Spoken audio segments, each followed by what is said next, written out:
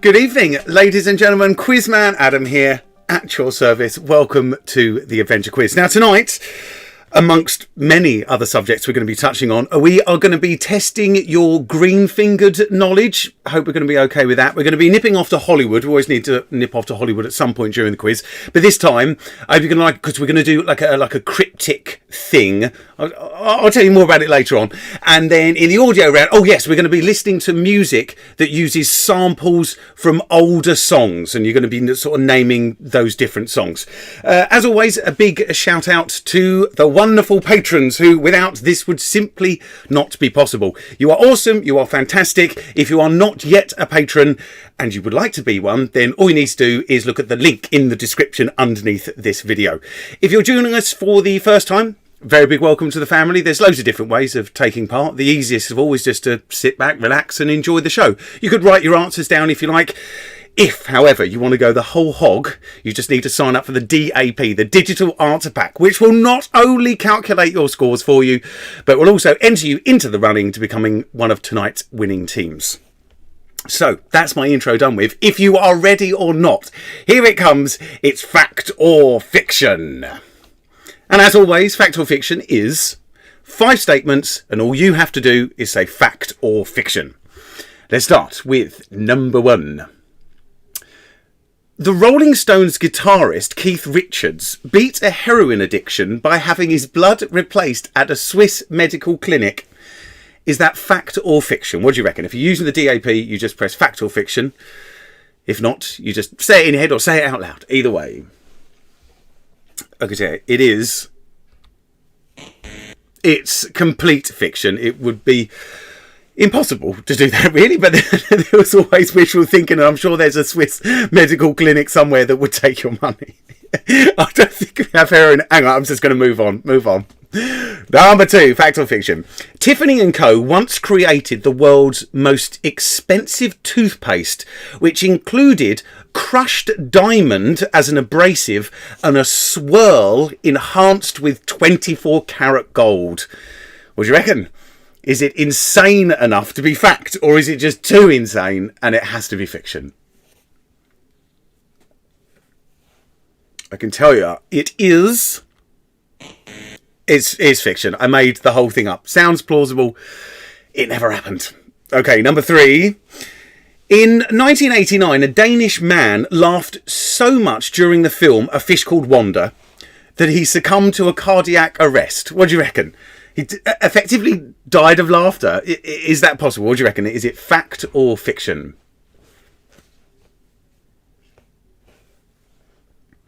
It is absolute fact. His name was Ollie Benson. The coroner's report estimated that his heart rate had just shot up to 500 beats per minute and it triggered a heart attack.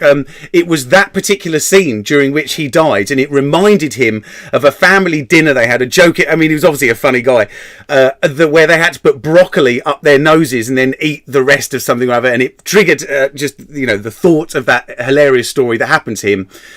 And then he died. So depressing. Okay. Number 4. In Las Vegas, a patron of the Wendy's fast food outlet was offered $100,000 in compensation after being served a bowl of chili containing a human fingertip. Oh, is it fact or is it fiction? I know, Ash. It's not, is it? It is. It's fiction. It was an attempt by somebody to try and sort of almost defraud money out of Wendy's. She'd been attempting to do it at various restaurants. The one in Las Vegas, when she went for it, they were like, we are going to absolutely screw you. And they did. And she went to prison for quite a long time afterwards. And now your final one.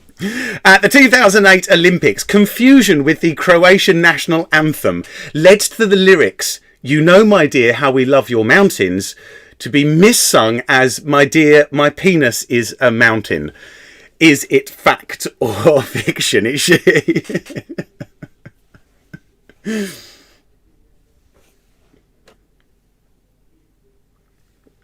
I can say it is Absolute fact. And there is the chap himself. He's an opera singer. His name is Tony Henry. No offence was taken whatsoever. In actual fact, the Croatian team, they laughed so much that they took it as a good luck omen, and they actually did better than they would normally in the 2000 Olympics. So well done to Tony Henry. Okay, folks, so fact or fiction is over with. It's now time for a lovely bit of general knowledge, and general knowledge is known as the Big Mix.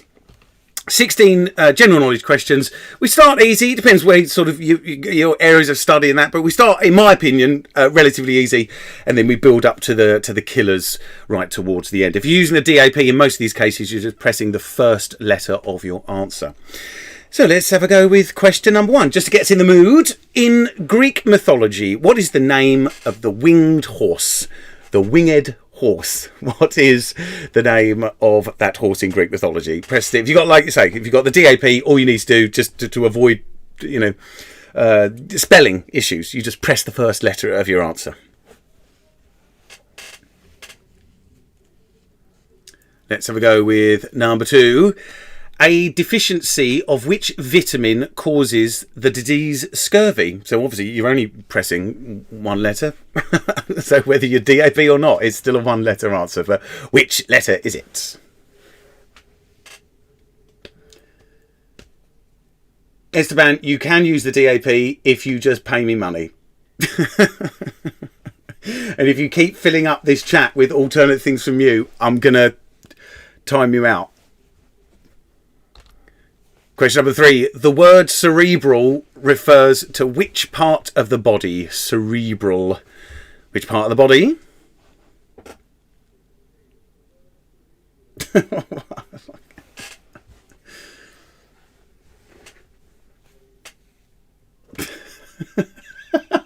Tom, that's good.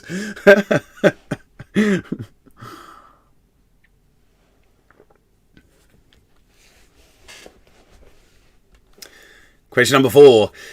Jersey, Guernsey and Alderney are all part of which island group? That's actually them. Well, there's others there as well, but the main ones, Jersey, no offence to anyone that lives there, they're considered the main, the largest. Jersey, Guernsey and Alderney, all part of which island group?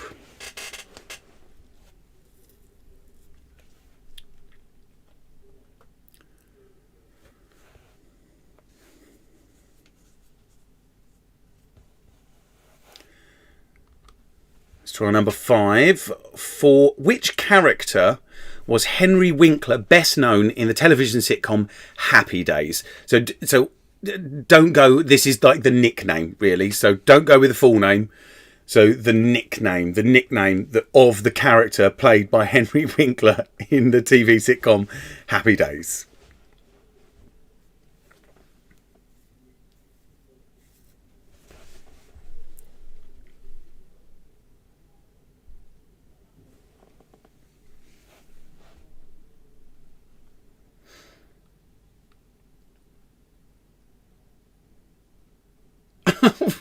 Okay, Shara.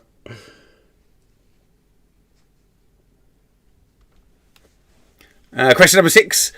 What is the capital of Bosnia and Herzegovina?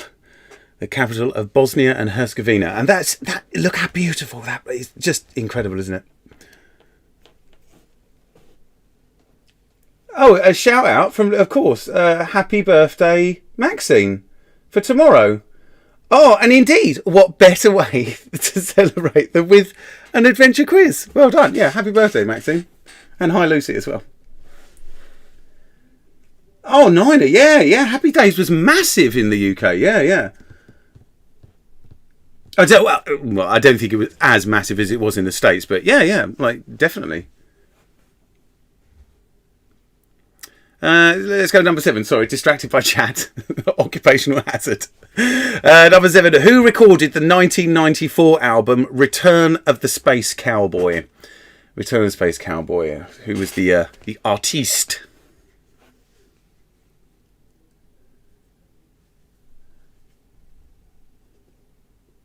Oh God! All right, Mum.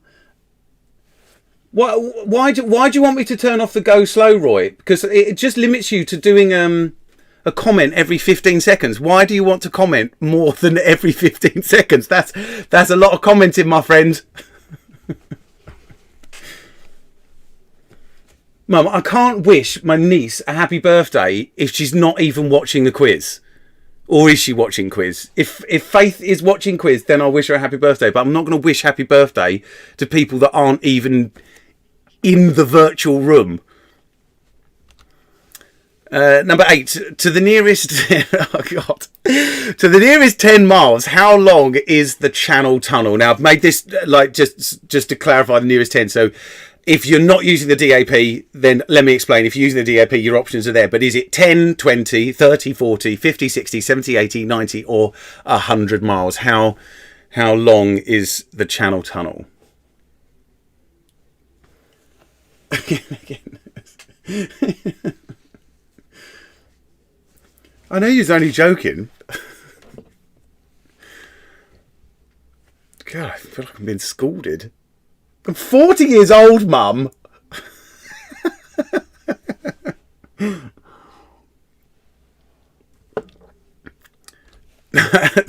Number 9. The children's television character Prince Adam of Eternia is better known by what name? So, technical name, the actual name is Prince Adam of Eternia, but how is that character better known?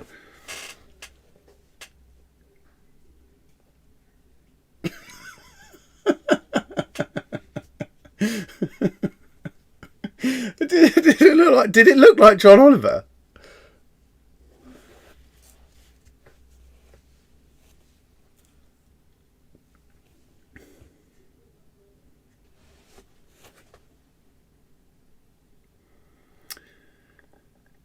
Let's try question number 10.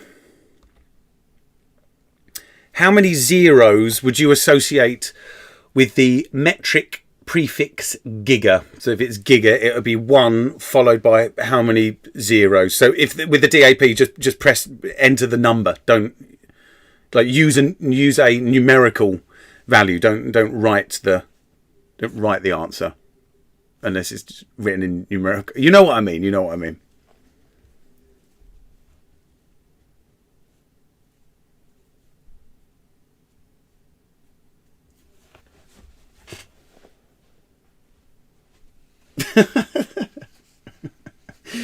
a bit behind it, you team. That was, or is it just the delay that we experienced? Like that. Or did you have to look? Did you have to look up how to spell hey?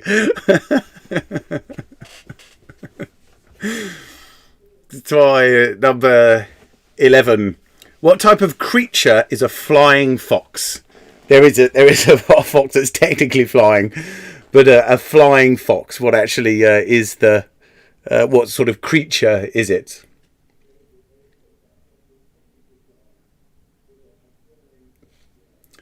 Well done, Luke. That's one mighty fine claim to fame. Of course.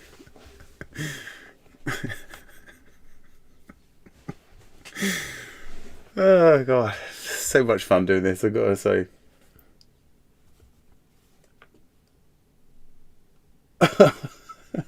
Okay, I'll shut. Luke, the message that you just put on chat has come up to me asking me if I'm okay with it being broadcast on the chat. But you've put, has YouTube asterisked out those words, or did you asterisk them out? Let's do number 12 while we deal with this. Number 12, what does the word pop refer to in the famous rhyme, Pop Goes the Weasel? So, you know, pop goes the weasel. Don't ask me to do that rendition again. But what does the word pop refer to? You put in the stars.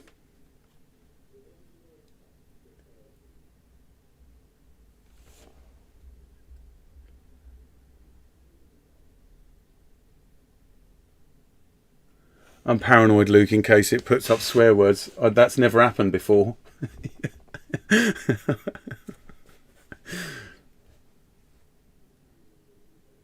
Listen, man, my God, if you want to do the DAP, just sign up for the DAP and then you just play on your own, mate. It's as simple as that.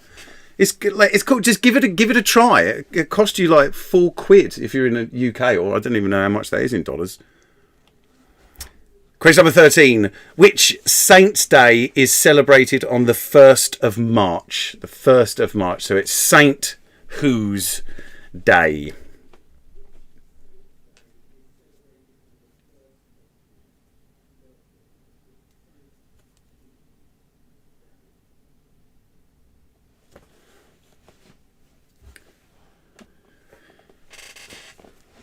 More mugs available, incidentally, ladies and gentlemen, on eBay.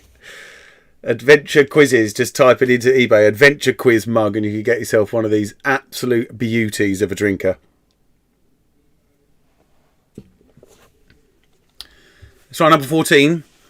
Now, I know you're going to know this. Some of you, it's there in your brain. What was the name of the farm where the animals lived in George Orwell's Animal Farm? If you haven't read the book, you kind of, it's not really going to happen. You could always have a guess. But if you have read that book, it's there. It's in the back of your mind.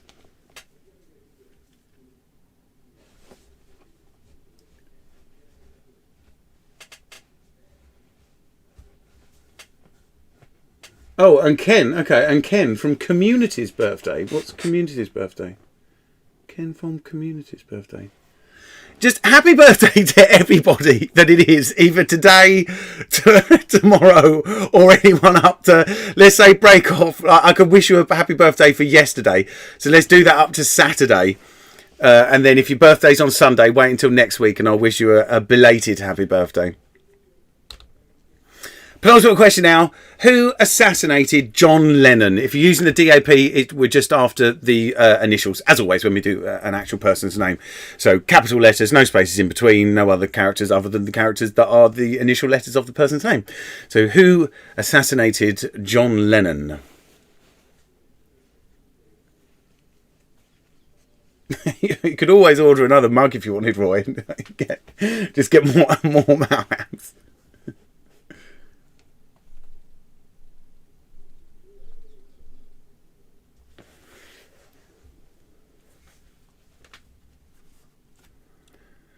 And final question, number 16. It's weird, bear with me. Well, not that weird. You might know it if you're massively into Mackie D's.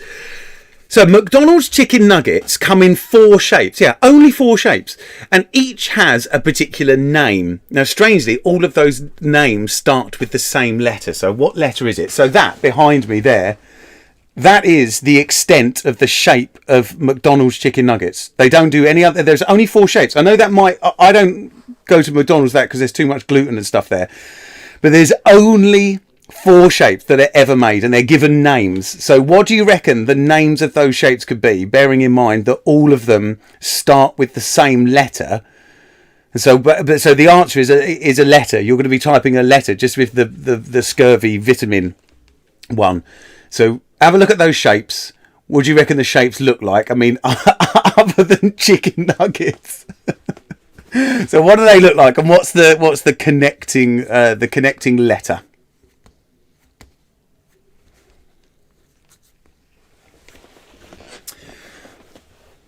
Right, so I think you might need another minute just to go over those questions, especially that last one with the chicken nuggets, unless you're a massive fan. And we will do that with a little 1-minute break and just our standard little sort of 1-minute jingle to get us through it. The questions will all be listed up behind me. And then after that, it's going to be time for green-fingered poster round. So enjoy a 1-minute break. Don't go anywhere, though, unless you're just going to really nip and get yourself a quick drink or something. And then we'll be back with poster round fun.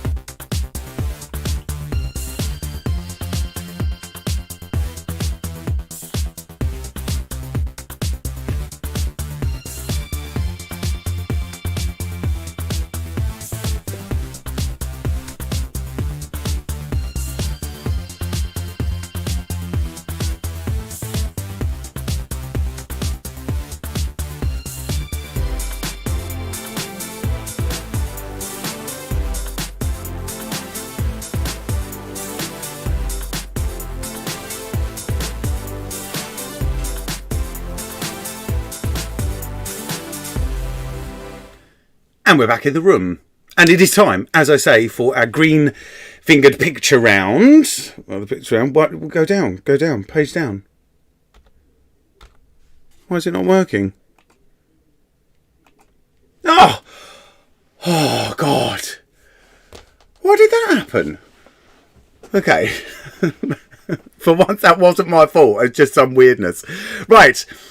Picture round. You need a password if you are accessing the detailed images on Tinternet, and the password is green fingers. So if you go to adventurequizzes.com, then you can type that in, and you get those 3 large ones, and then you can sort of zoom in and do whatever you like while we go through this. But don't worry, I'm still going to take everyone else through them. So you can either stay with me, do that, stay with me, and do that, or do whatever you like. So all about sort of gardening. We're going to start off with trees for this one, different foliage. I have, see at the bottom of that poster, that way, the bottom of that poster has all of the names, like not even initialisms, the names of the trees. Just pick what they are. So here is foliage number 1. Ignore that stuff going around the outside. That's just the nice little frame that I put there. So what is the name of that tree based on its foliage?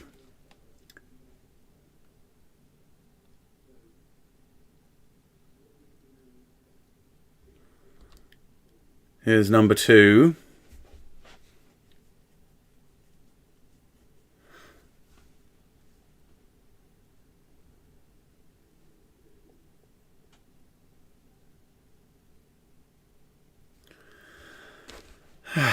There's number 3.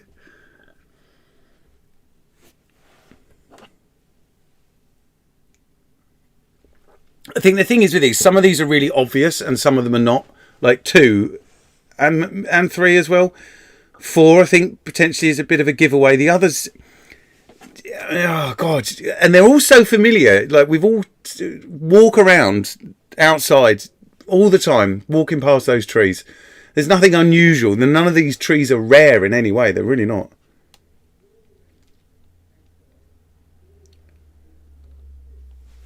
There's number 5.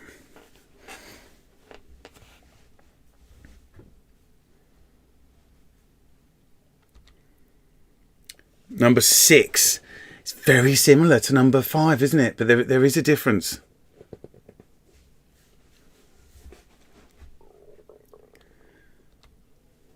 Number 7 there. We'll do these all twice as well. Don't worry. I'm not rushing you. Just go through them, get the obvious ones out, and then there will be time to do them again. Number 8. There we go.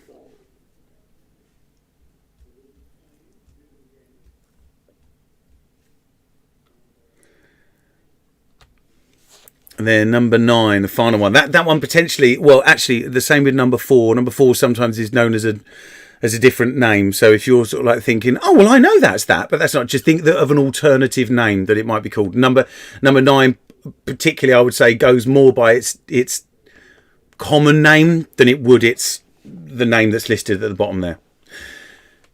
If that makes no sense to you whatsoever, then just don't worry. Let's do them again, though. There's number 1. Number 2. A classic. Lovely leaf, isn't it? There's number 4. No, sorry, number 3. Can't even count. My God. And number 4.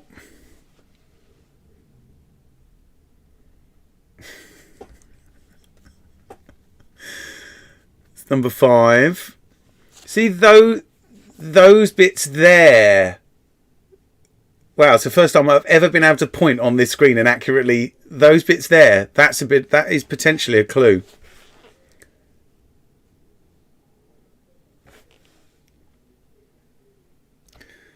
Here's number 6. Beautiful photo, that. Dappled light.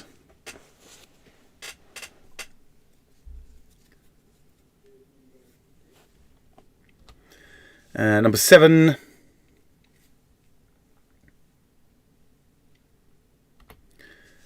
Number 8.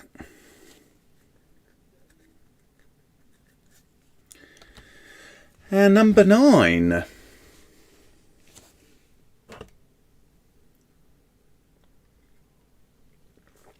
Okay, poster number 2. Equipment, kit that you might have in the garden. Now, I've specifically picked bits of kit here that it's very rare for them to have an alternative official name. All of these, like they literally have a particular name. You might call them by something else, but you're calling them by a name that is not what it's actually technically known as. It's almost like a nickname. Okay, so I have put the initialized answers there at the bottom, you see. So, and I've tried so hard with this to pick equipment that, I don't know. I think as we go through, I'll sort of explain more. Now, there's number 1. That has only ever gone by one name. That I did so much research, and there might be another name for it, but it's a pretty, not a silly name, but it's not by any means a common name for it. Well, which is the opposite of common. Oh God, let's just we're just going to go through them as they are. Number two. There is a sole name for that thing. The answer is not a pokey stick. Well, and also, especially you'd see because there's no initials. Now there's number 3. Just all one word or 2 word answers these, but this one is sometimes the name is preceded by an English county, which is quite interesting, but we're not after that English county. It's number 4. Strange looking thing. That's a hand holding that lid there, just to give you some scale. Okay, that's a hand.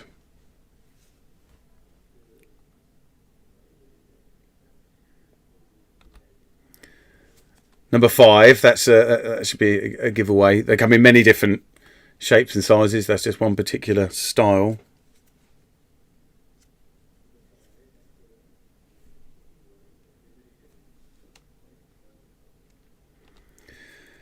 Number 6. Now, this is one that I was particularly referring to. There are lots of different names for those, but whatever the name is, it always contains one particular word. There is a root word. You can just call it that word, or you can add a word at the start. You can add a word at the end. You can just do whatever you like, but there's always a common word. What's the common word?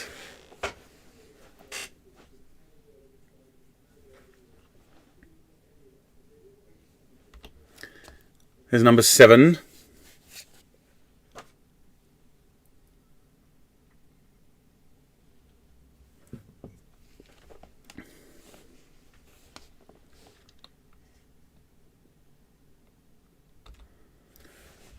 There's number 8 in use. Oh, sorry, my head's in the way there.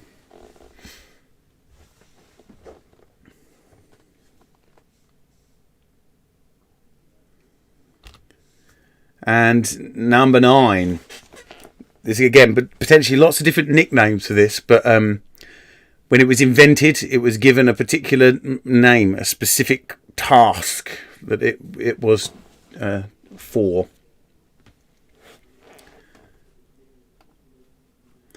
Let's do them again. There's number 1. Number 2.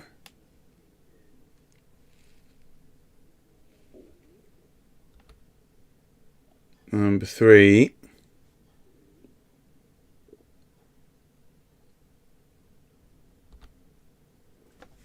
Number 4.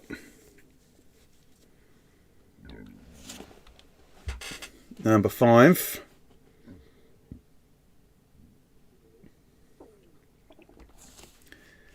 Number 6.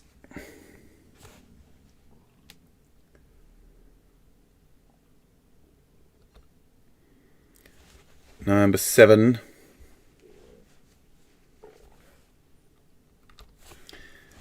Number 8.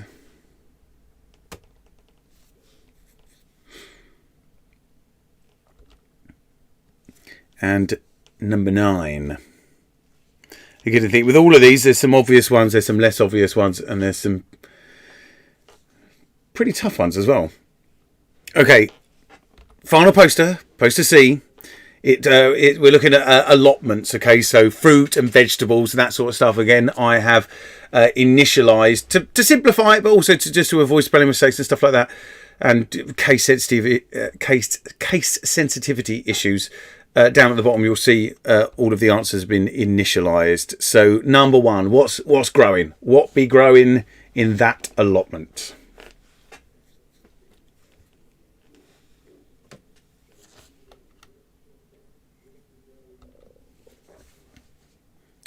There's number two.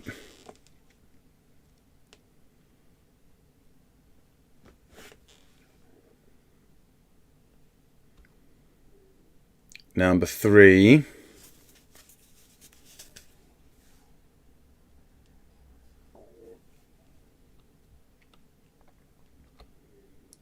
Number four.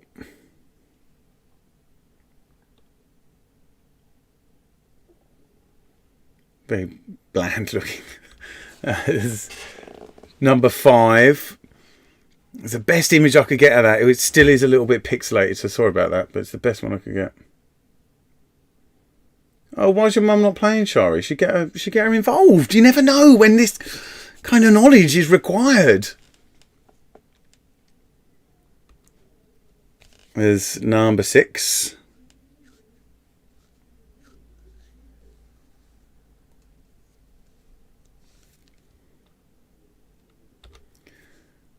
There's number seven. Very healthy looking specimens there.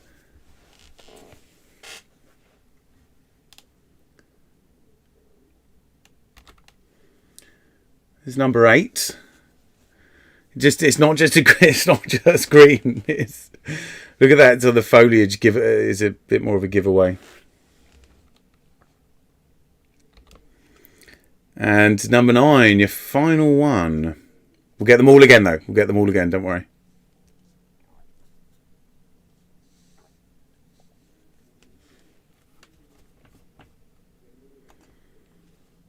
Okay, so let's go back to the start.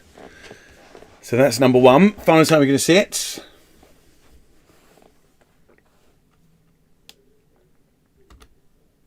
Number two.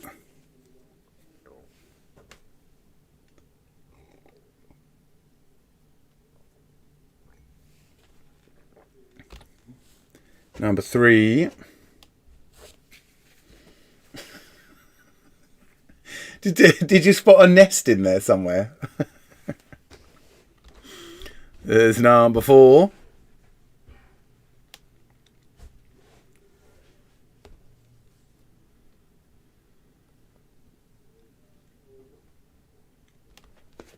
And number five.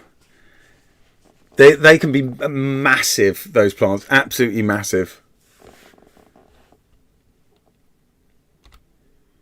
Number six.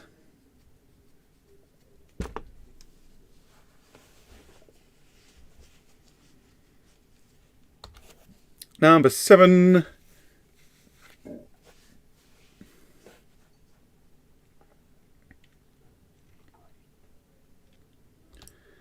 Number eight.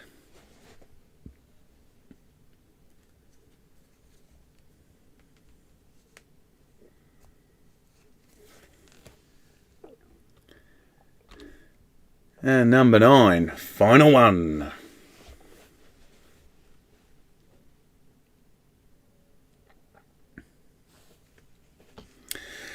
So, ladies and gentlemen, that brings us to the end of our little gardening picture round. We're now going to take a 5-minute break, but just before that, we always couple the break with the brain teaser, the guessy jar, as most people refer to it as. So, if you're into your coffee, you're going to like tonight's one. Jar filled with coffee beans. According to the Italian Espresso National Institute, who are the people, how many standard espressos can be made from these beans? So that's a pretty big jar of beans. How many espressos do you reckon, like standard single espressos, could be made from those beans? I'm going to leave you with that image. I don't really think you need to count beans. You can if you like, but I don't think it's going to really help. So have a little look and just think, how many espressos could you do? Also, make sure to finish off your picture round as well. Just 5 minutes, and then we'll be back in Hollywood with a cryptic challenge.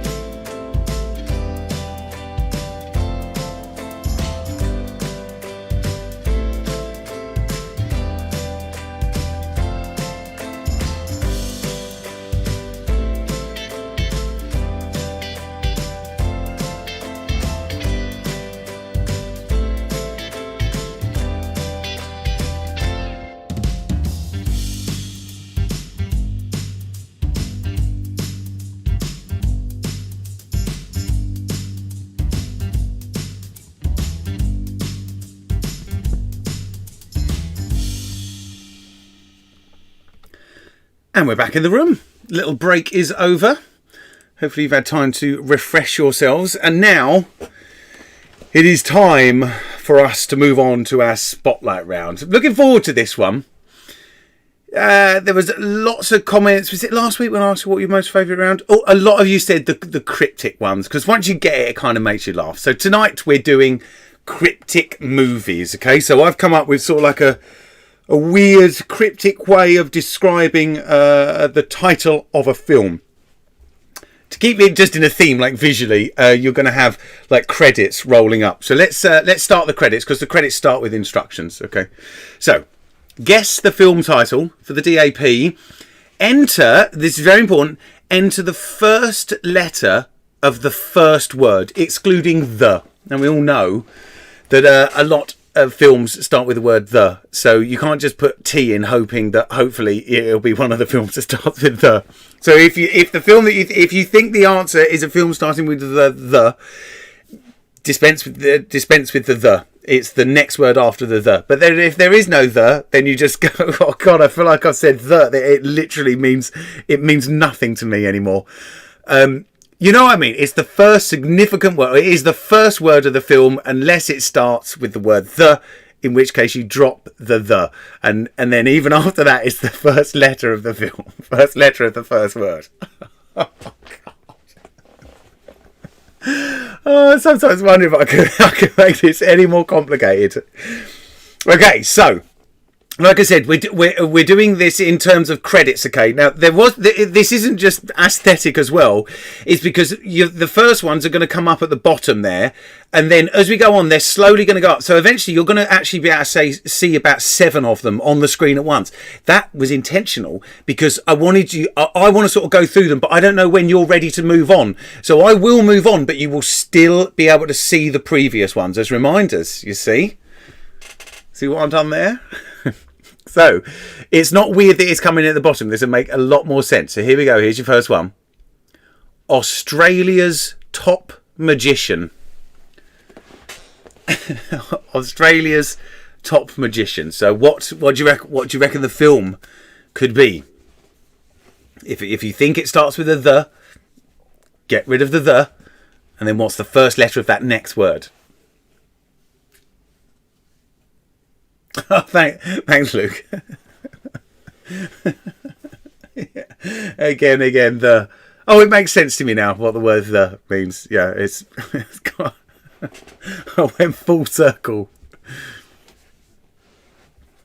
See now, because look, when I increase the credits for number 2, you can still see number 1.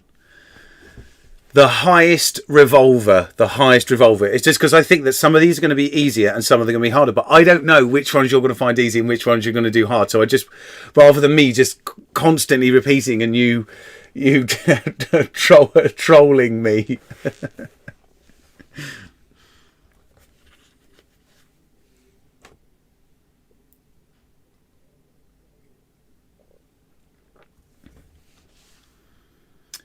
Let's try number 3. Authentic falsehoods. Things, lots of synonyms there, or 2 synonyms. Authentic falsehoods.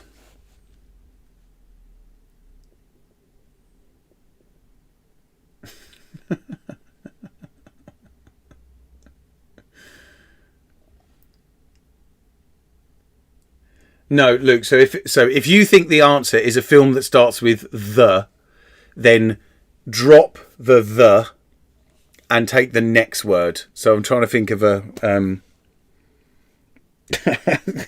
film.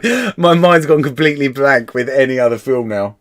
Oh, okay. So if you were going to say, if it was going to be, if you thought the answer was The Return of the Jedi, you would get rid of the and put an R for return. Yeah? Let's try number 4. Weekend illness.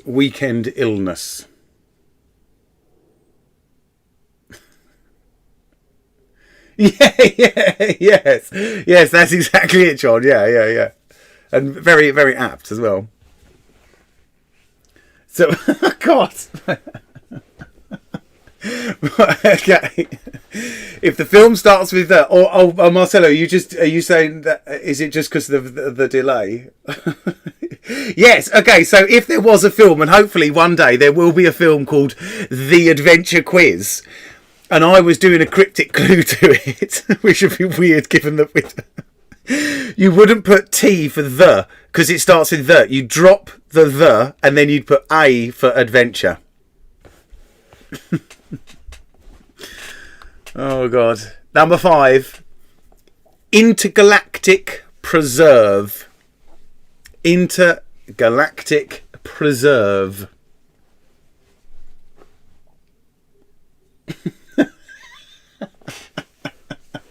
It does sound a bit Stephen King, doesn't it?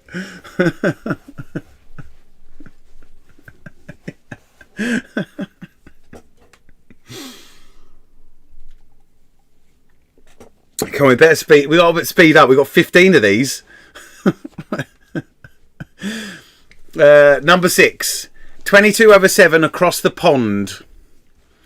There's weird. So across the pond, get that bit, and then 22 over. What could 22/7 mean? Across the pond.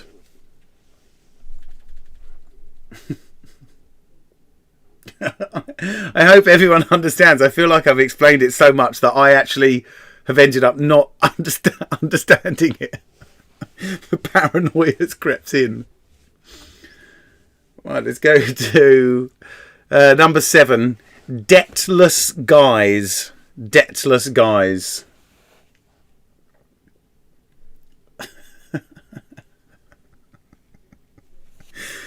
I'll ignore that, Luke. Just put a T for everything. Just put a T for everything.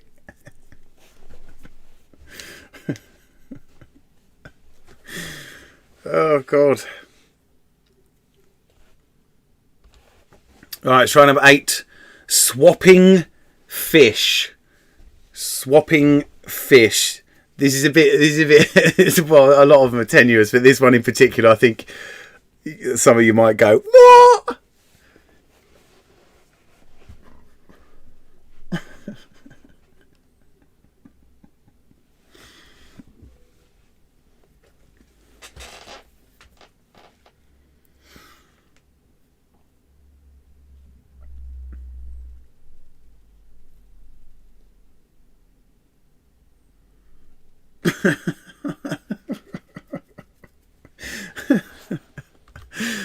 Oh God. Number 9.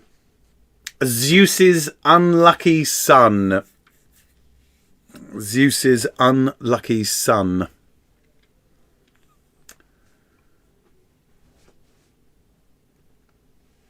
Thank you, Roy, for the compliment. That's a clever one, but I'm not sure which one you're referring to because this delay seems so long. I'm on low latency as well.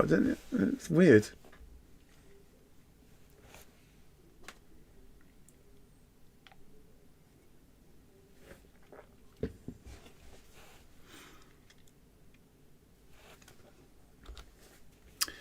Number 10.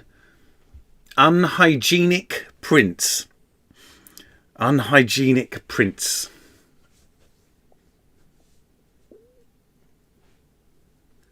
Oh, yeah. Oh, okay. Good. Yeah. Okay. Oh, you're not liking it, Ken? Or you just think it's rubbish?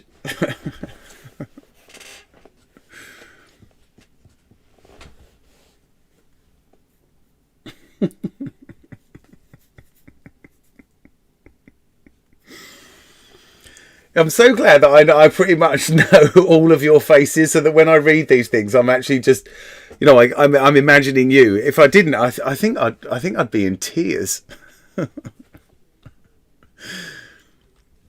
So go with number 11. Top-notch hurricane. Top-notch hurricane. It's a very wet one. Top-notch hurricane.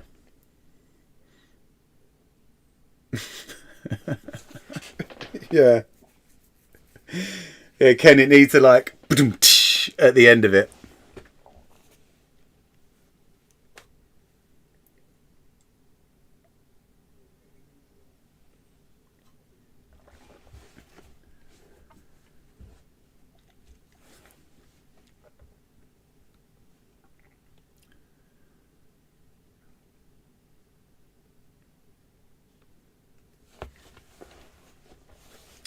So we're going with number 12. There's going to be a little bit of time to recap as well once we've done all of these, so don't worry.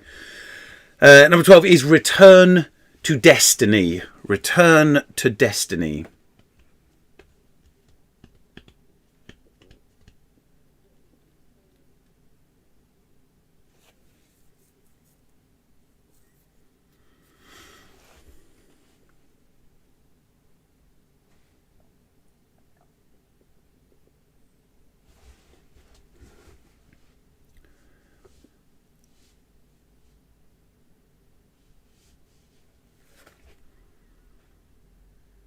Number 13 is Slack Trotter. Slack Trotter. It sounds like it's almost a swear word, and I need to be careful with the way I say it. But I don't think, like, I feel like I need to say it properly and enunciate it. Otherwise, it might be rude. Slack Trotter. Slack Trotter.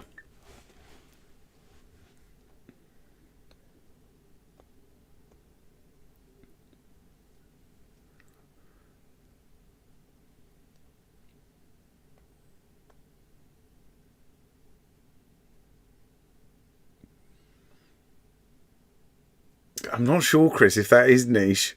I haven't particularly picked niche films, but if you're like into sort of fringe film and stuff, well, actually, it wasn't. Was it massive? I can't remember. I saw it in the cinema though. I think I definitely saw it in the cinema. Not like fringe cinema or anything. But it was. Yeah, I think I did. Penultimate one now. 1,000 naive Roman paces. It's a bit messy, isn't it, really? When I was trying to make it like shorter, but I was like, okay, sorry, I'm just going to do it. 1,000 naive Roman paces.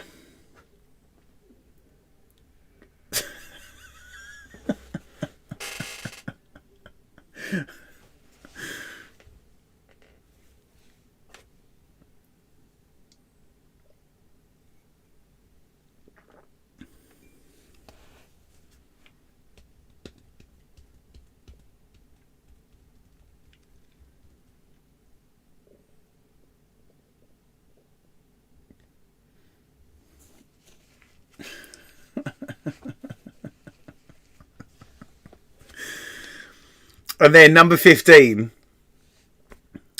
is my crowning glory. I was so happy with this one because it's so just... it's just so sweet as a cryptic thing. I almost just... Yes. Right, here we go. Number 15. Mid-spring pranks. Yeah. It's just a great... It just sounds great. Mid-spring pranks. Mid-spring pranks. What do you reckon the film is?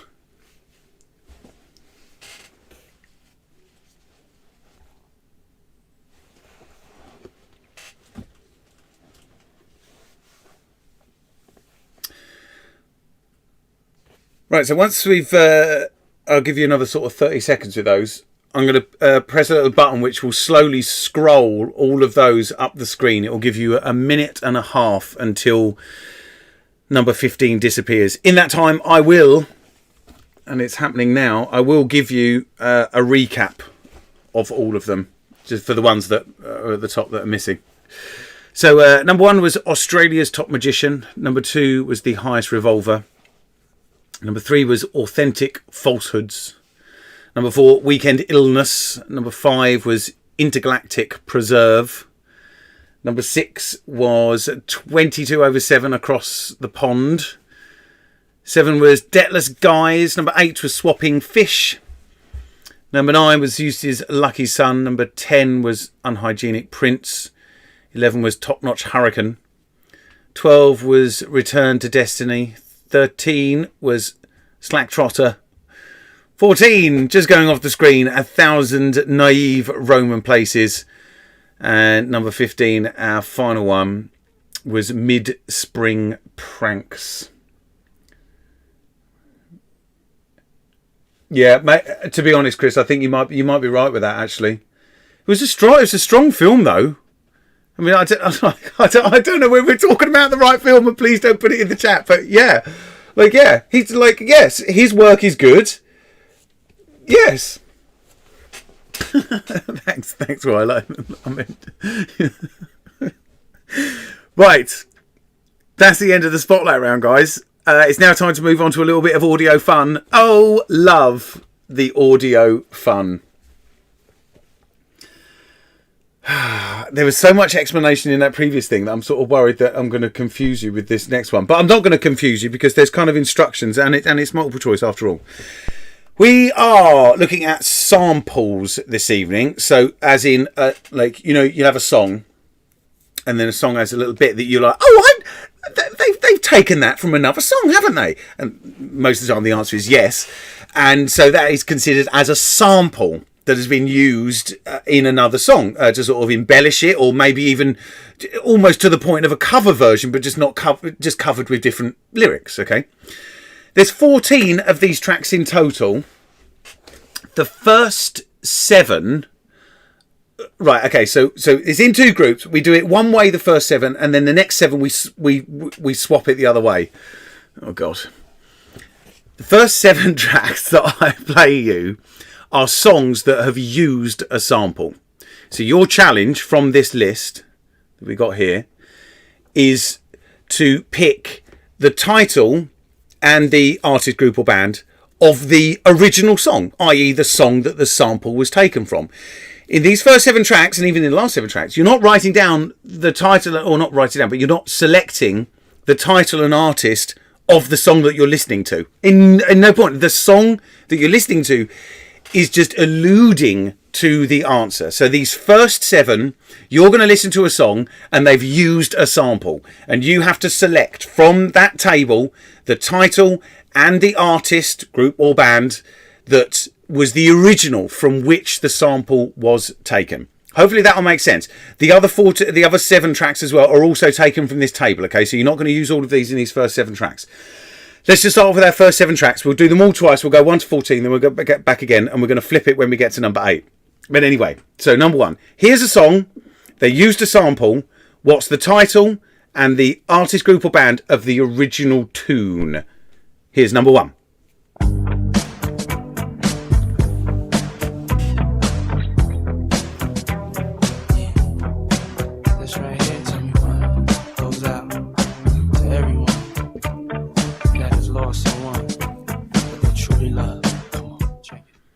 So there we go. I mean, that's so blatant, obviously allowed, but so blatant. But don't write down the artist of that song. We're after the original. Think of the original. Now with number 2, again, think of the original. Where's the sample from? Ice, ice, baby. Ice, ice, baby. All right, stop, collaborate and listen. I sit back with my brand new invention. Something grabs a hold of me tightly, flow like a harpoon daily and nightly. Will it ever stop? Yo, I don't know. Turn off the lights and I'll glow. To the extreme, I rock a mic like a vandal. Light up a stage and wax a chump like I can. So there we go. We all know what that song is, but that's not the answer. Which song, title, and then original artist, group or band was the sample taken from? Here's number 3, which I think this is a little tougher. You can't touch this. You can't touch this. You can't touch this. You can't touch this. My music hits me so hard, makes me say, oh my Lord, thank you for blessing me. What am I to run and do like it feels good? So that's an example of where we're getting into this area where people are like, is that a sample? That's actually a sample. Yes, it's actually a sample. Virtually the whole song is a cover version, except for just the lyrics are changed. So we all know that one. We all know the song that you heard, but that's not the answer. What's the song title and artist that it was taken from? Let's have a go with number 4.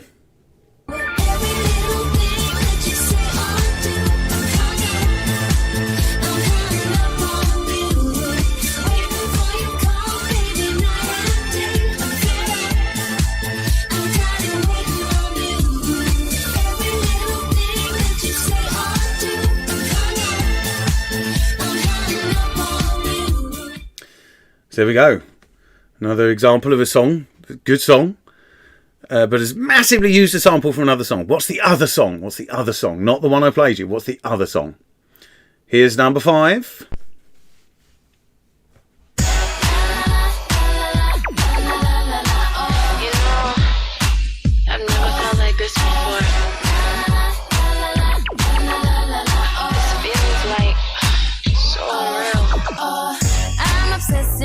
Just when thought of you comes up, and I'm aggressive. Just when thought I'm close enough, you got me stressing, incessantly pressing the issue.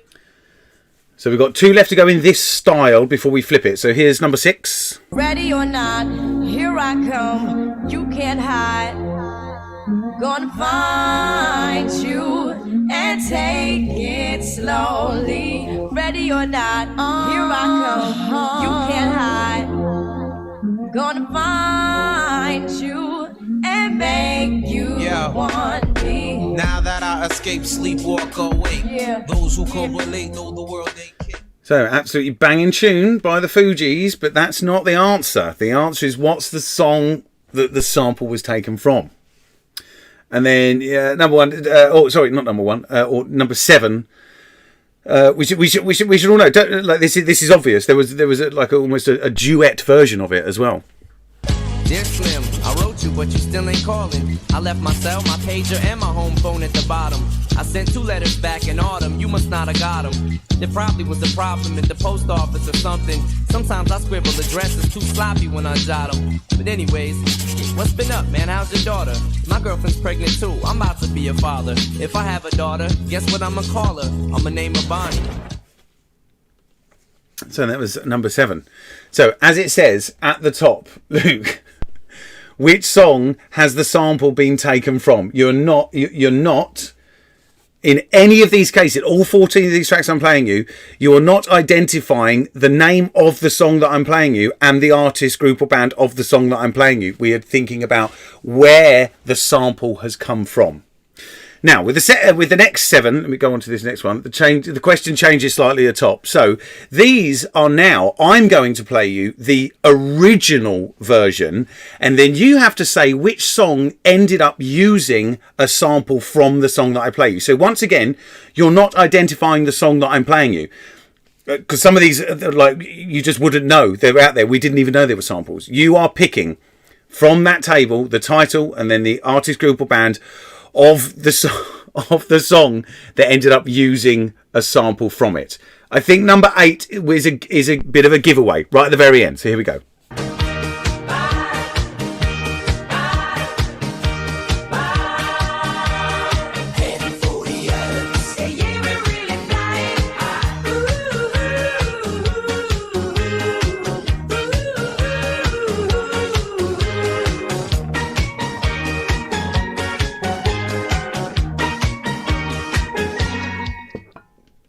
So there we go. That was number 8. So which song, now we flipped it the other way, which song uses a sample, uses that as a sample? That's the original. It's by Boney M. That was the original, but somebody used a little bit of that, didn't they, for a very, very popular track. So what's that very, very popular track? And that was still popular at the time, but what's that very popular track that stole that little ooh? Let's try number 9. I feel I'm not like the rest, no, 'cause I would love to be right. Stay with you, darling, all night. Superwoman, when you're on the run, when you're by yourself, someone else. So there we go. That was number 9. Not in any way am I asking you to identify that particular tune. That particular tune is called Soup for One. But there was a very, very popular song that totally... Well, it didn't rip it off. They did it, you know, they were allowed to do it. But what's the title and the artist of the song that used that sample? Let's try number 10.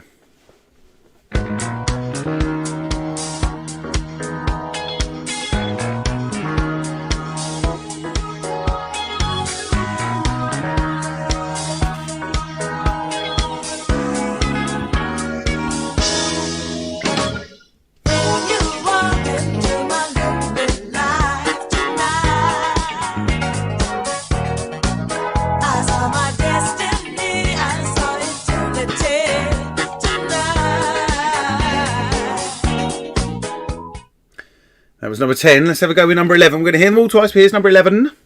We got something new, we got something new. Well, if you rate it like you ate it, like a movie review. You see, we get 5 stars for each of us. So let us tell you the deal, because it is a must. Well, I'm the number 1 ace, face in the face. I'm the ace of the place, when set, hey, and I'm the number 1 dude. So do what the you said, I got more rhymes than mother food. Well, I'm the number 1 J, here to stay, yes to say that when I play all the way until the break of day. And party people, number 4, back and more on the floor. Gonna party, party, party, tell the can more. And the man, number 5, basic crowd. 3 left to go of this style. Here's number 12. From the south to the west, to the east, to the north. Come on, Spoonie G, and go off, and go off. Yes, y'all. A freak, y'all. To the beat, y'all. It's so unique, y'all. Well, I was speeding down the street, then I pushed my brake because I seen a fine girl, made me shiver and shake. Then I blew my horn and she turned her head. And to the younger lady, this is what I said. I said, baby, come on over to my car. Maybe this sort of music is just not up your street, Stacey. Anyway, hang on. Here's number 13. Number 13. I'm so basic, shoot it, free basic, pour it in a glass, drink it, chase it, then chill, flex, feel the full effect. The impact is similar to a train wreck. It's whack to me when the beat is more hype than the MC, cause what he's saying is empty. No, boy, without substance or content. You need to slow your speed, stop the nonsense. And your final track, number 14, before we hear them all again. Baby, let me do it till you let me kiss you, baby. Hi. Baby, can I do it till you can I kiss you, baby? Cause baby, you're giving me such a groovy sensation. But don't stop it now, baby. I might lose your vibrations. Right, so there we go. There's all 14 tracks. To be honest, I knew that this was going to be a tough one. And there are some obvious ones though, aren't there? They're not. Like, is it just so I'm just in my own little esoteric bubble? Right. So let's go back to the start. The first 1 to 7, you're identifying the original song that the sample was taken from. So here we go. Number 1, final time.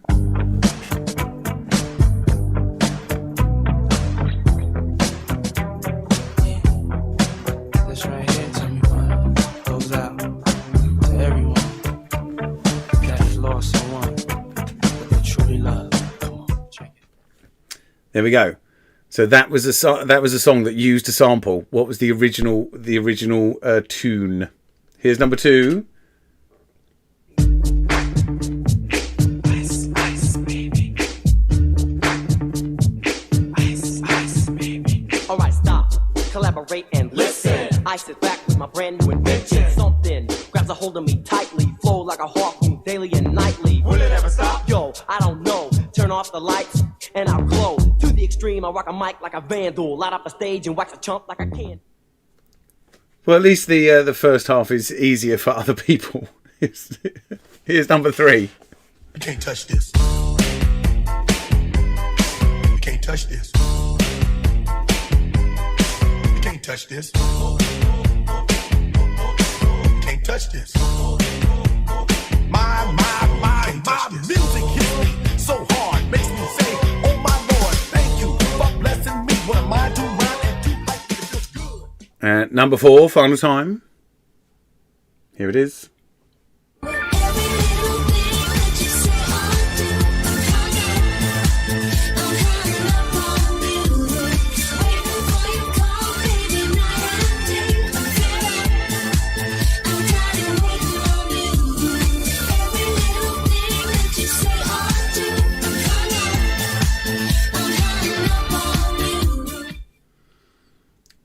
Moving on to number 5.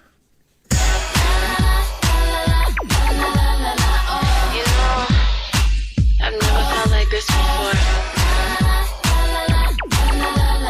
This feels like so real.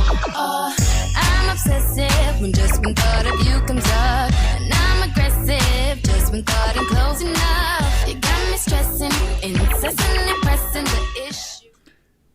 And number 6, penultimate one of the fun part. Ready or not, here I come. You can't hide.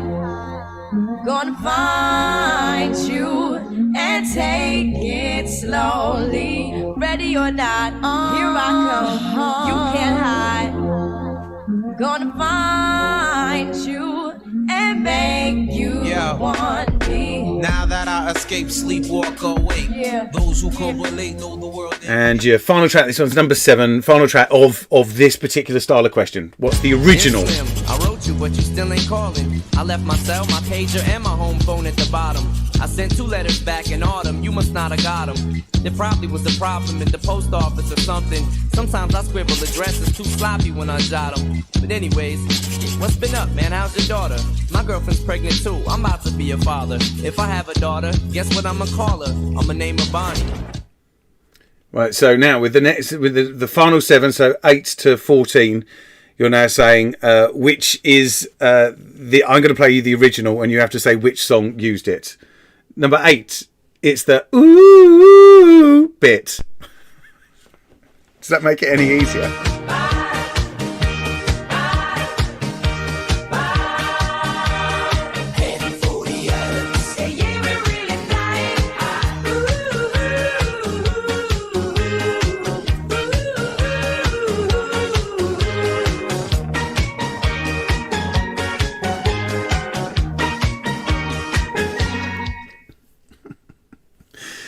Here's number 9. I feel I'm not like the rest, no, 'cause I want love to be right. Stay with you, darling, all night. Superwoman, when you're on the run, when you're by yourself.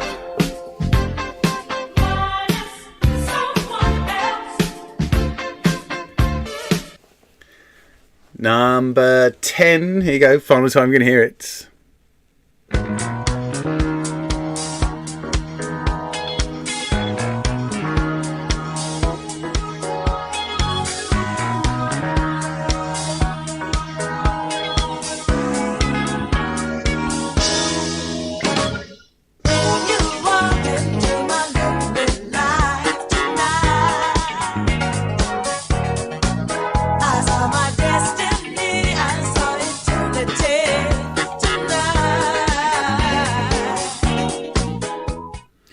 Now, number 11 is basically the entire backing of this, like all of the tune that you hear, is 100% used in another song. I promise you. If you don't recognise the background, you're never going to know. Something new, we got something new. Well, if you rate it like you ate it like a Wait till it starts. You see, we get 5 stars for each of us. So let us tell you the deal, because it is a must. From now. I love the number 1, 8, face in the face, some things, some place, when set, hey, and I'm the number 1, do, so do, what the you said, I got more rhymes than mother do. Well, I'm the number 1 trade, here to stay, yes to say that when I play, all the way until the break of day. And party people, number 4, back more on the floor, gonna party, party, party, till you can more. And the man, number 5, makes the crowd come up. We have 3 left to go. Here's number 12. From the south to the west, to the east, to the north. Come on, Spoonie G, and go off, and go off. Yes, y'all. A freak, y'all. To the beat, y'all. It's so unique, y'all. Well, I was speeding down the street, then I pushed my brake because I seen a fine girl, made me shiver and shake. Then I blew my horn, and she turned her head. And to the younger lady, this is what I said. I said, baby, come on over to my car. Yeah, penultimate track, number 13.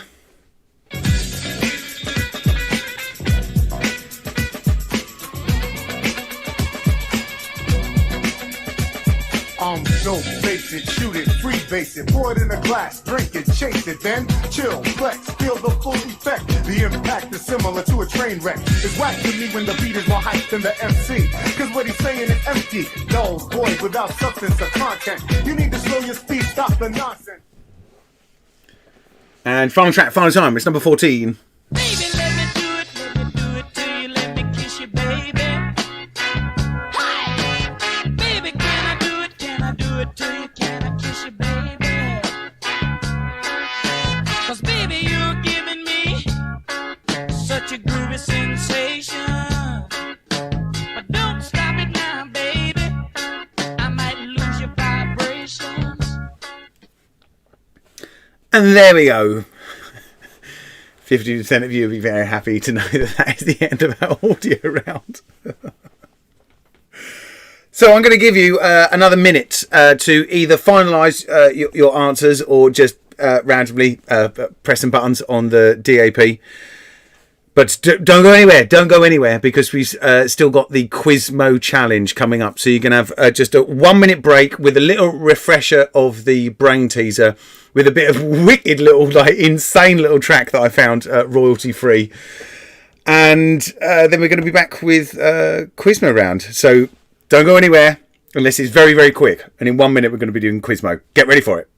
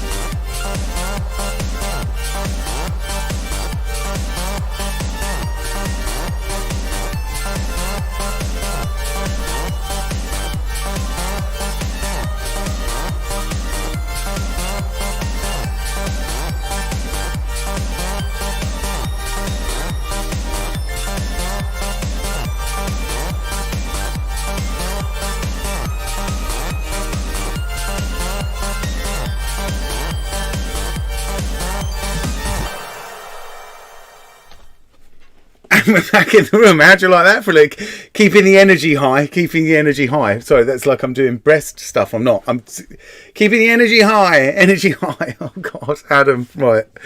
So Quizmo round time. Welcome back, everybody. Back in the room. It's now time for a little Quizmo round action. The 3 minute challenge. None of you are going to complain about this. Oh God, famous last words. Because this is actually so accessible, really. It's about I don't know. Let me explain to you. Okay, right. So hidden countries. I've got an example as well. Okay, so your challenge is to find the names of 2 countries that is hidden in a sentence that I've written. There's an example underneath that, right? So here's an example. Can a day without conflict make a ninja panic? It's not a question. There's 2 countries hidden in there. Do you want to see them? Do you want to have a look? See if you can find 2 countries in that sentence. I'm going to reveal them. There they are.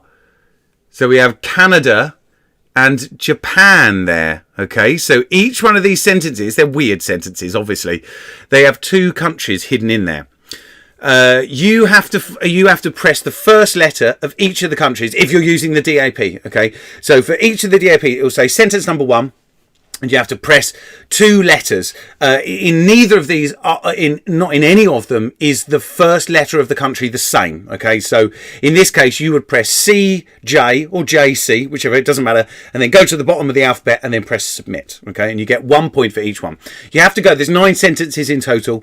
You have to go from 1 to 9 as always. You can pass at any point if you like, but you can't then return and go back to that. You have to structure your time and be conscious of whether you're going to run out of time to be like, oh, let's just pass if you've got some ones that you know that are coming up.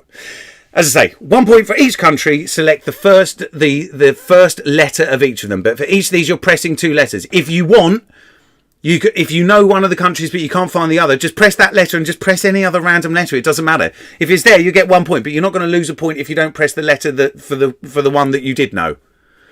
Hopefully that makes sense. Because, ladies and gentlemen, your 3 minutes starts now.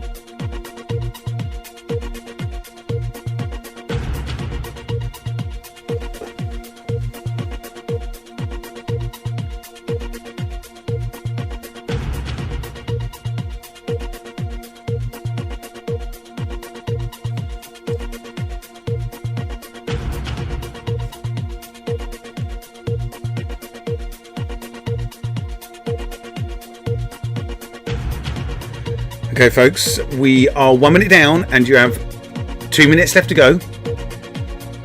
Don't panic, but remember there are 2 in each of them. If one's obvious, the other one you're struggling with, just move on to the next sentence. Just press any letter.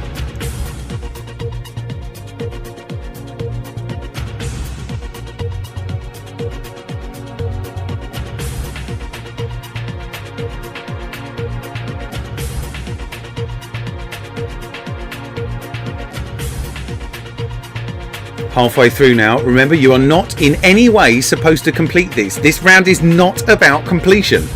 The whole quiz isn't about completion. Certainly not 100%. Just get as many as you can. Structure your time though.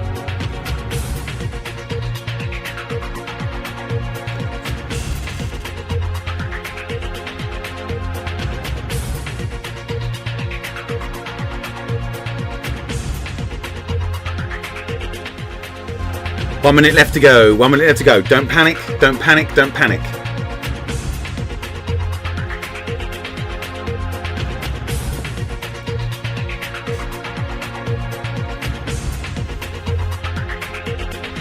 "45 seconds. Remember, it's not about finishing.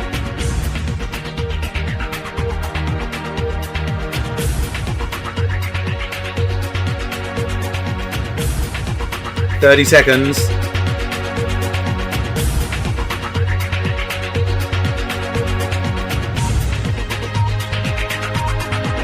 "20 seconds. 15 seconds. 10, 9, 8, 7, 6, 5, 4, 3, 2, 1, 0. And your time is up, ladies and gentlemen. Congratulations, you have finished the adventure quiz. All that remains for you to do is to submit your answers. You have about 5 minutes from this point to be able to do it. Let's say 9:30, or maybe it's, well, just a minute after, because there are delays going on. But anyway, submit your answers as quickly as you possibly can. The Brainteaser guess as well will be submitted after that. Do not forget the social media points boost, which you might be able to get. Quite a tough one, I thought, this time. We'll see how it comes. They're always going to be multiple choice, so don't worry. Even if you don't know the answer, you're still going to have a 1 in 4 chance, or with this one a 1 in 6 chance. So submit your answers. Relax, take a very, very well deserved break. Have yourself a little drink, comfort break if you need to, and then I'll be back in about 15 minutes with answers, statistics, and winners.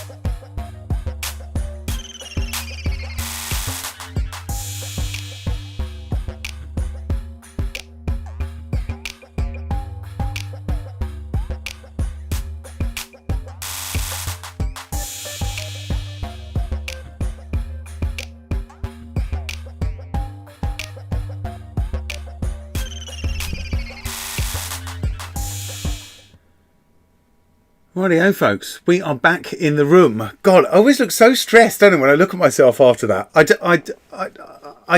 get stressed because I have to deal with lots of computing stuff. But we're there, and despite, like, I mean, I'm not having a go that you were complaining and stuff like that, but despite those, I felt there was lots of people going, oh my God, this was so tough. Yes, there were some tough aspects, but a lot of it, you absolutely smashed it out of the ballpark. So I don't know what all the complaints were about. So let's give you the answers. We're going to start off with Brainteaser, of course. Oh my God, is my computer frozen again? Oh, no, it hasn't. Okay. So, Big Mix Bingo. I mean, for the first 7, we were close to 100%. Start off with number 1. In Greek mythology, the name of the winged horse. 100% of you put P for Pegasus, and you would be correct. Legend has it that he sprang from the blood oozing from Medusa's neck as she was being beheaded. Interesting. Number 2, the deficiency of which vitamin A causes the disease scurvy. 100% of you correct with vitamin C. Vitamin C. Or vitamin parent, as Tom suggested. Number 3, the word cerebral refers to your brain. Brain was 96% of us got that. Another 96er as well. Those islands, Jersey, Guernsey and Alderney, are all part of the Channel Islands. The Channel Islands. Number 5, back up to 100 here. The character that Henry Winkler's best known for. 100% of you put F for Fonzie, or the Fonz, but you know, we always drop the when it comes to stuff like this. Full name, Arthur Herbert Fonzarelli. On to question 6, the capital of Bosnia and Herzegovina. It is Sarajevo, and 87% of us got that one right. Another 87% of us got this one right. Return of Space Cowboy in 1994. It was Jamiroquai. Number 8. We dropped a bit here. Only 65% of us got it right. So to the nearest 10 miles, the Channel Tunnel is, to the nearest 10, 30 miles long. Technically, it's 31 miles long. It's the longest undersea portion of any tunnel in the world. Although I do think maybe there is another one. But anyway. Number 9, the children's television character Prince Adam of Eternia. 83%. So we're back up. I'm like, you know, we're within the same age bracket, aren't we? A lot of us. You were correct. 83% saying He-Man, and there's He-Man. There's He-Man right there. There he is, just hiding in there. Number 10. How many zeros would you associate with the metric prefix giga?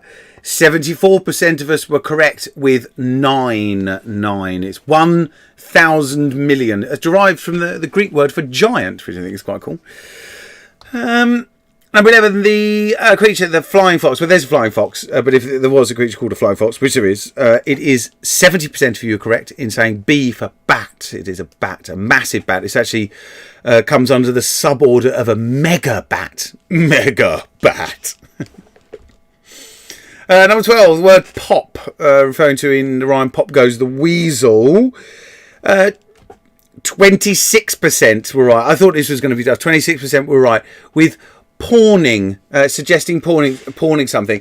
Now, there's no technical agreement as to what the weasel bit is, but we could possibly assume, maybe incorrectly, that it's weasel and stoat coat, which would be something like a fur coat, so a very expensive coat that you end up having to pawn for something. But no, the pop is definitely an oldie worldy term for pawning something. Number 13, the Saints' Day. They celebrate on the 1st of March. What? Back up to 82% of us were correct with St. David. Yes, well done. I mean, there's not many. I think maybe you did sort of rein it into the UK area. Well, it doesn't matter. Anyway. Number 14, the name of the farm. It looks like 43% of you read the book. Because the answer was Manor Farm. But come on, like 43% is still good. Number 15. Yeah, tough one. This was actually the toughest question of the night as well. And I like the last one to be... Well, actually, do I like the last one to be the toughest? I like it. No, actually, no. That's not the case. 15% of you... not 15. Question number 15. 26% of you said that the nasty bugger that assassinated John Lennon was Mark Chapman, MC. There was actually quite a lot of people saying, doing initials for Paul McCartney or just writing Paul McCartney as well. That did make me laugh. But could it be the case? Do you know something that we don't know? And then you put ultimate question. No, the last question. So the sort of the weird question. So there are your 4 McDonald's chicken nuggets. There is all of them are named something, and they all start with the one particular letter. That letter is the letter B. B for Bravo, but more specifically, B for ball, bone, bell, and boot. Now, the weirdest thing is that in America, they refer to the bone as the bow tie, but it still starts with B. What? And it was 56% of us got that right. 56% of us got that right. I mean, I think the boot is the only one that really looks like a boot. The bell looks more like a rhombus to me. Okay, so picture round time. Yes, I'm not going to lie, there were some issues with this round, but there was a very strong undercurrent of successful answers. Okay, this was tough, maybe not tough. It was esoteric. I think that's what we need to call it. And there was a very, very strong undercurrent of correct answers. So everyone pretty much smashed this. It was only 5 and 7 which caused some problems. Number 1 was the willow, weeping willow that you have at the side of the river. Number 2 is the oak. Number 3 is the horse chestnut. Massive, those leaves. Number 4 is the maple, sometimes known as an acer, but maple. It's all the same. Let's call the whole thing off. Number 5 is the birch tree, like a silver birch. That's where I would get that from. Number 6 is a beech tree. Number 7 was the ash. That caused some problems. Number 8 is the sycamore. And number 9 is the hawthorn, sometimes known as a May tree, because they bloom in May. Although I think because of all the global warming and stuff we've had, my May tree does not ever bloom in May. Anyway, on to the poster B. Again, you get some obvious ones out of the way, and then the rest, it sort of all falls into place. But you've got to get to that tipping point. Really, it was only 4 and 5 that caused major problems. Let's have a go with... Oh, number 1, yes. Number 1 is the cloche. Number 2 is a dibber. Number 3 is a trug, sometimes known as a Sussex trug, but a trug is a sort of more general name. Number 4 is a rhubarb forcer, as in... It sounds weird, doesn't it? You put rhubarb in there, and by restricting the amount of light the rhubarb has, it kind of goes crazy, and you get more from it. Number 5 is a cold frame. Number 6 is an edger. It could be a lawn edger or an edge trimmer, but it's always to do with edges. Number 7 are loppers. Number 8 is the hoe. And number 9 is a daisy grubber. Most of the time just used generally for weeding in a lawn, but was invented to grub daisies. On to the allotment one then. Number 1 was beetroot.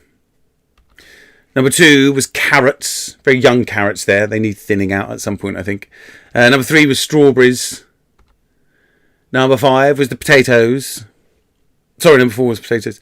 Number 5 was artichoke. Artichoke. They come at like globe artichokes, not Jerusalem ones. They sort of come up in these really tall stems, and the globe is sitting at the top of the stem, almost like a thistle.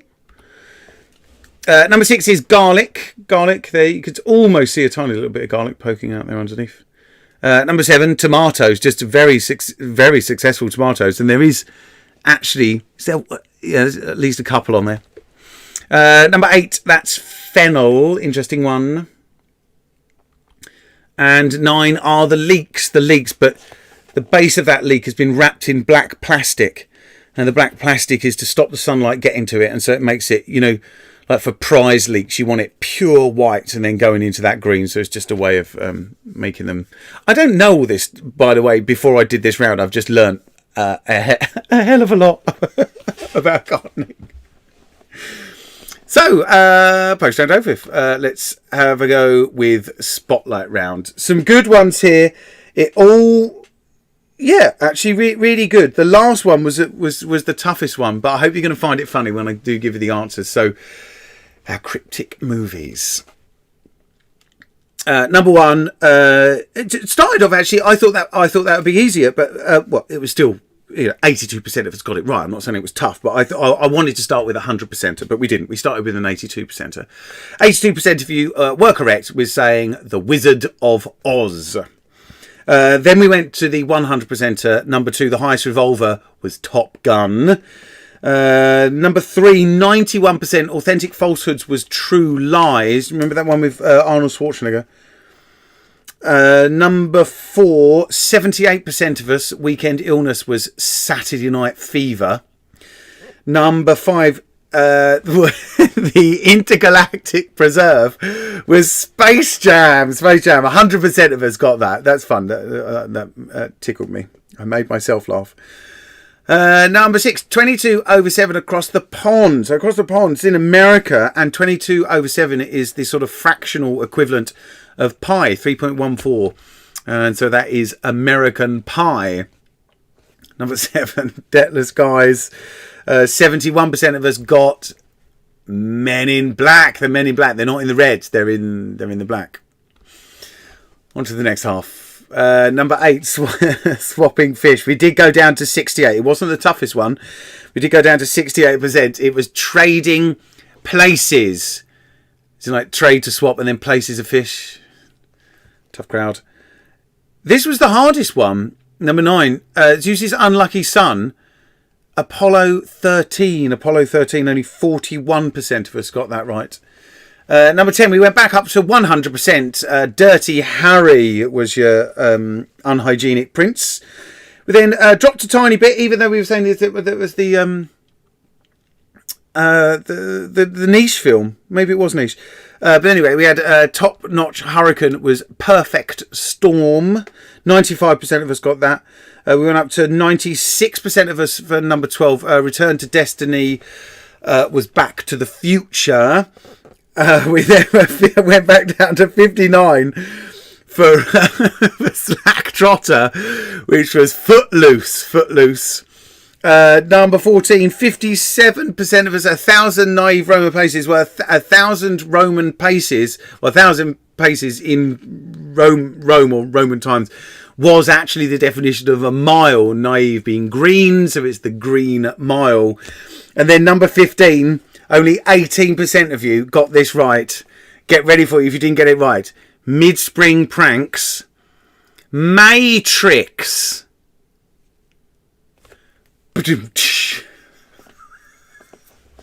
The Matrix. Tricks happening in May.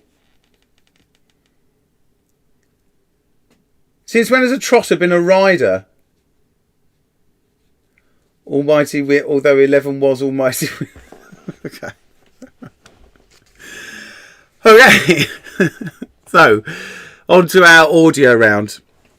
You're absolutely right in the chat. We were saying the first half was very enjoyable, wasn't it? Second half, we were okay with the first 2, and then we pretty much lost it after that, and we were just pressing buttons. There's nothing wrong with that. So let's start off with the first group, which as I say, were the easiest. So We had to select two initials, one representing the title, one representing the original artist, group or band of the tune. Number 1 was Every Breath You Take by The Police. Number 2 was Under Pressure by Queen, well, featuring David Bowie. Well, Queen and David Bowie as well, actually. A joint, as it was a collab. Number 3 was Super Freak by Rick James. Tough one.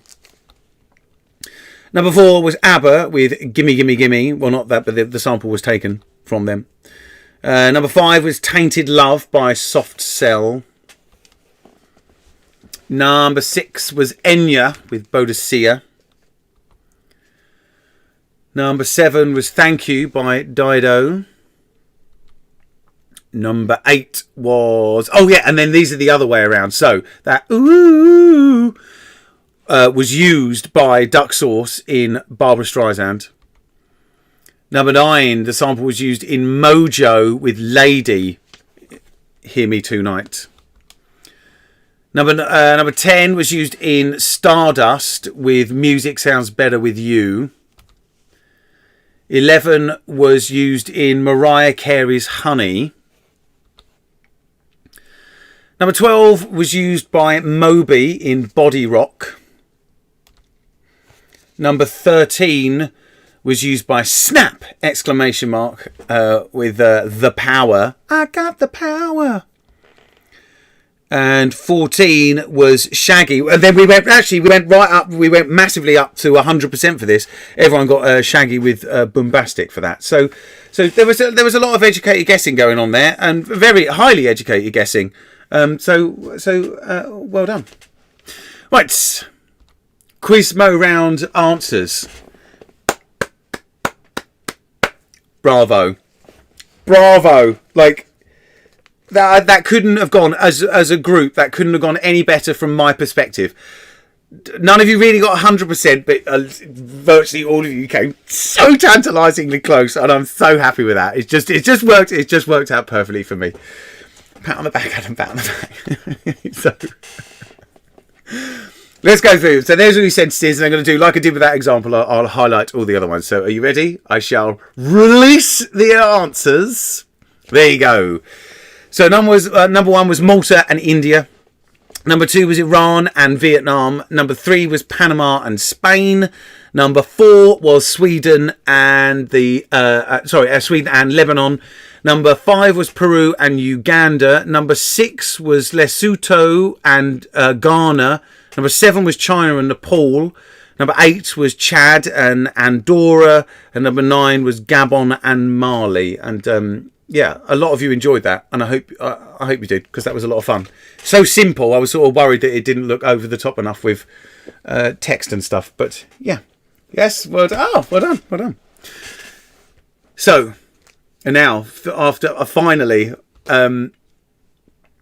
let's get to the boost. I'm adding the boost now. It's been suggested, like, why aren't I giving out the answer? And I always try and give out the answer, but I always forget. And now I've created a slide, so I cannot possibly forget. So your social media point boost this evening, or this weekend.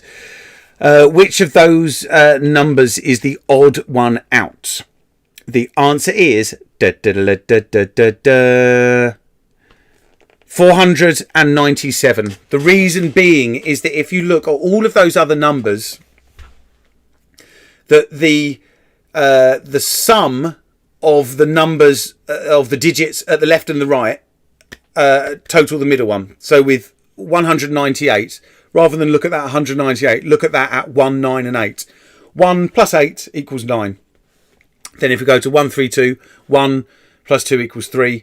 The same with 561. 5 plus 1 equals 6. The only one that pattern doesn't fit with is 497. So 4 plus 7 does not equal 9. That would have got you 5 points.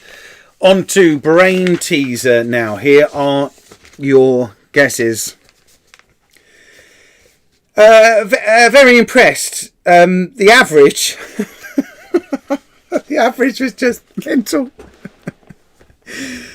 The average was just so far above what the actual answer is. But I like these ones. Let me give you the sort of stats behind it. Okay, so There's one team that got it spot on as well, so you need to get excited. So you need 7 grams of beans in order to make a certified Italian espresso.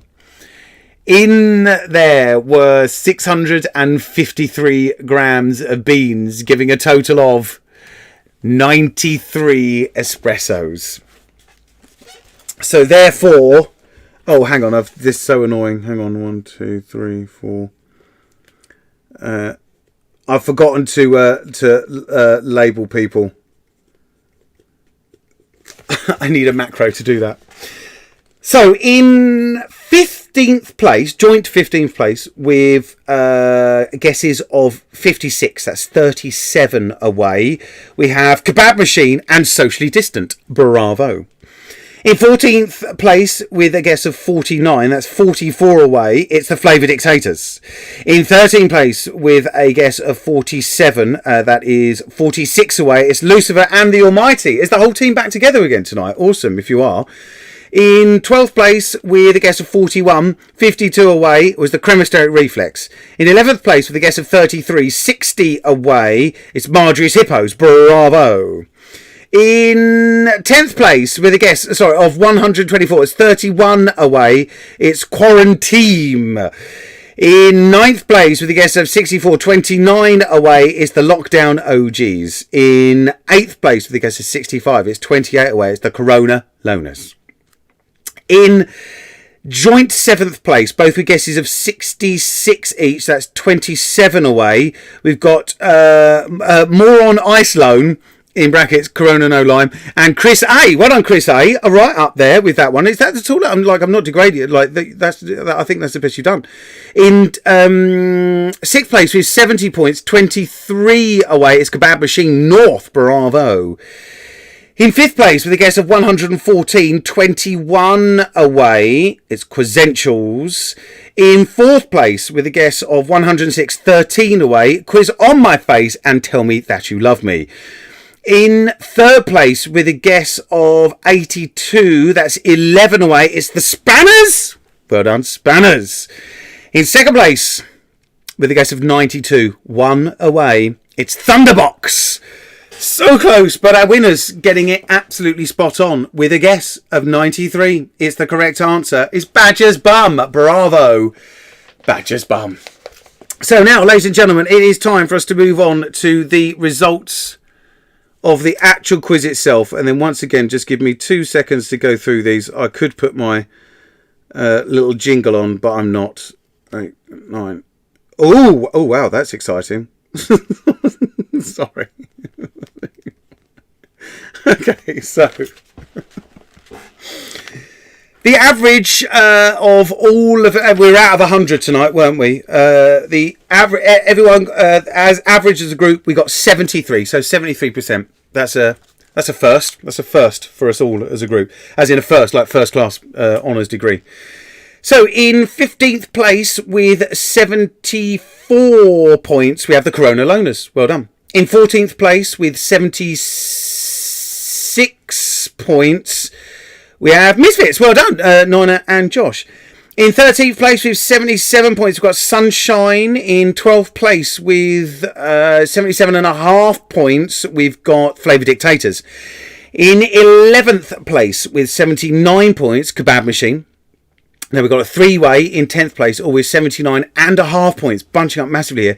79.5 points going to Socially Distant, Mint Imperials and More on Ice Loan, or Corona Lime.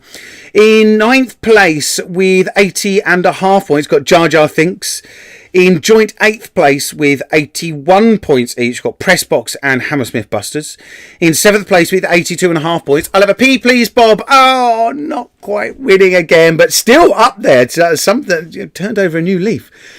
In 6th place with 84.5 points is Marjorie's Hippos. Well done, Roy, Karen, Nick and the rest of the team. In 5th place with 85.5 points, never mind the Shuttlecocks. In 4th place with 86.5 points, Lucifer and the Almighty. That's 2 mentions in one quiz. Yeah, it's 2 mentions in one quiz twice in a row. Well done. In 3rd place with 87.5 points, Quizentials. Bravo. In 2nd place with 88.5 points, it's Fake Brews. Guys, what? But our winners, just with 90 points, they've done it again. It's a cremasteric reflex. Bravo, bravo, bravo. And well done to all of you folks. That's it for me, folks. Thank you so much. I'm going to make sure that these results are up on the internet, up on the website in about 5 to 10 minutes time. I want to thank you so much for taking part in the Adventure Quiz. It really does mean so much. You are supporting me financially and emotionally as well. And I'm not even joking when I say that. Thank you so much to all of the patrons. And even if you're not a patron, it's not a problem. You're joining us. You're part of the family and you're so welcome. So I would love to see you all here next Monday at 8 o'clock for more Adventure Quiz, fun and games. Until then, have a great weekend. It has been an absolute pleasure quizzing you. And I'll see you all next week. Good night.